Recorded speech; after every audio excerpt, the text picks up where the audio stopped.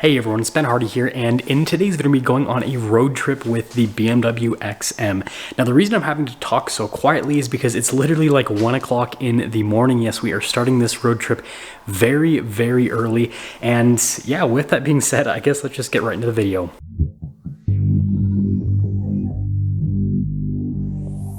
So sorry about this camera angle. The XM is obviously stuffed in my garage, but the thing I wanted to show you guys before we set off is the fact that, well, the XM is obviously a plug-in hybrid, so I've been charging it, as you can see, so I do have a full charge. I'm interested to see how far this funny-looking BMW can go on just electric power. Okay, this shouldn't be too difficult. Yeah, actually a lot easier than a lot of electric cars to pull out. I will say BMW's camera system has helped out immensely on this car with getting in and out of the garage, and also LC500 in the driveway. That's pretty sweet. Okay, so I guess that part of this will be seeing how long, or how far rather, we can go on just electric power.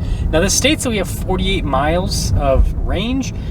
That's more than what this is supposed to get. This is supposed to get like 31 miles of range, so we'll see what it ends up actually being when it comes to the range. But also this like setup here, I know this is like horrible camera stuff. Not used to filming like this. But yeah, this setup here looks pretty sweet at night. So I just realized a really big flaw with filming a road trip that is overnight, and that's the fact that you guys really aren't going to be able to see me during this. I mean, I guess you guys can see the cool headliner here at the top, which is pretty sweet looking. So I guess that part is definitely a big positive. But by the way, we are like maybe like half a mile into the road trip, and we've already used up 2 miles of range, so my assumption with the range I think was kind of correct at the beginning. Okay, so far it looks like we're losing about 1.5 miles of range per mile roughly. So yeah, I mean, going like, 60 miles an hour, roughly, well, actually closer to 65 miles an hour on full electric power, it's not going to be able to get over 40 miles, almost 50 miles of range. Now, something that I do want to mention that's really nice about driving at this time is there is nobody on the road except for semi-truck drivers, and semi-truck drivers that drive at 1 o'clock at night stay in the right lane. They don't go in the left lane ever. So like if you need to pass them, it's easy to pass them. I think that this might be the time that I will road trip in the future. Yes, it's kind of painful waking up at 12 o'clock at night to go and drive, but at the same time, no traffic. That's nice. This is new. So the engine's on now, and we aren't completely out of charge. And so my guess is, to keep up with the 65 mile an hour speed limit, which we're not even doing right now, the engine's having to turn on because we don't have enough electric juice to do so. Well, as you can see, we are pretty much officially out of range. I know it says 1 mile, but the engine turned on, and I don't think the engine is going to turn off anytime soon. So I was able to get just over 30 miles, which is what this is rated for, and that was at, about 60 miles an hour on average with the speed. And so I actually think that's quite impressive for a plug-in hybrid. And now, something else that I want to quickly mention while we're on this road trip, this little dial right here to control the infotainment system is so good. I kind of hate on dials sometimes in my reviews, and I'm going to be honest, I was a little bit wrong. If the dials are made properly, like the one in this BMW, it's actually better than using the touchscreen, to be honest. Oh, and quickly, for those of you that are wondering, yes, this does have a touchscreen. It's not just a dial. You can also control things with a touchscreen. Okay, a few quick updates on the road trip. It's like 2 a.m. at this point. This feels so weird to be driving at this time. But anyways, I've learned a few things about the BMW XM that are pretty cool. So first off, this is a much better luxury car than I initially expected. With my initial tests, I was kind of disappointed with the luxury stuff because it's a very harsh car. I mean, it's an M car, right? M cars are going to be harsher. But what I've discovered on this road trip is that harshness does not lead to an uncomfortable ride.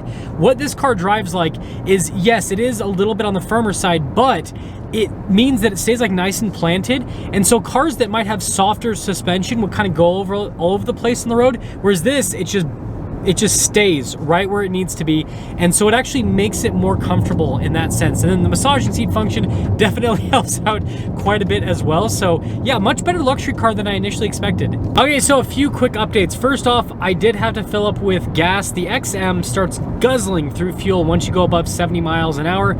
So if you keep it under 70 miles an hour, it's actually pretty economical. Above 70, and yeah, it goes through the gas pretty quickly.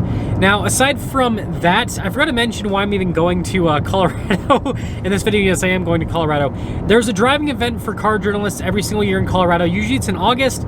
for some reason this year, excuse me, it is in June. And so yes, I'm going over basically a bunch of manufacturers bring in a bunch of cars, and we drive all the cars.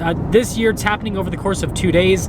I'll see how I feel about that. I liked what it was like last year, where it was just over the course of an afternoon, but you know, I'm not going to complain. And so yeah, this will basically just give me a chance to drive a bunch of cars back to back from a bunch of manufacturers, and usually the content is pretty good. So yeah, that's why we're going to Colorado at 4 o'clock in the morning. Well, I still have like 2 more hours, but big news, as you guys can see, you can finally see me. So yes, the sun is finally existing. It's only like, well, it's almost 6 a.m. so I think like in another 30 minutes or so, then the sun will actually like fully be out. But it's nice to see daylight again, I will say that.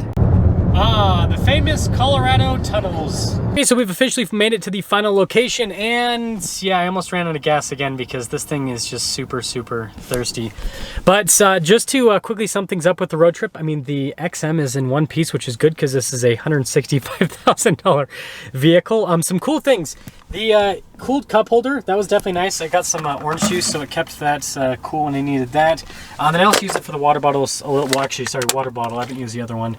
And yes, I did get some beef jerky, so I guess there's some jerky residue on this. I'm just kidding. Okay, but anyways, I think this car actually did really well on the road trip. There were some sections where I was a little bit disappointed with the suspension. Again, like I said, this is on the stiffer side, and over some bumps, it was pretty uncomfortable. But for the most part, like, it handles really well. I was able to drive at a really solid pace. I mean, I got here pretty quickly, actually. So I think that is quite impressive. My only complaint is it looks like this 12 volts isn't working, because the thing I have plugged in here, yeah, it won't turn on at all. So aside from the 12 volt not working, everything else seemed to work properly. And I'm trying to think if there's anything else before I fully sum things up. Oh yeah, the transmission sometimes in this car, because it's a hybrid, can be kind of weird. And this is the thing I've noticed with plug-in hybrids. Like, if it's in full electric mode and then you put your foot down, it has to turn the engine on and then it has to downshift, and sometimes it can be kind of jerky, but that's every single plug-in hybrid. So outside of that, great road trip vehicle. Super impressed with the new XM. And I guess if I ever have this happen again, let me know if you guys want me to do another road trip video. I'll see you.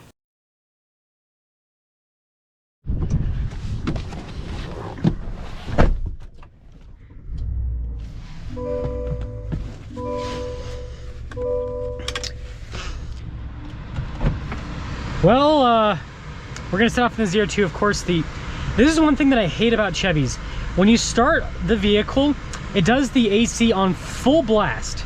Doesn't matter like how hot or whatever the the reason I'm saying AC is because it's warm outside, but like the fans, full blast.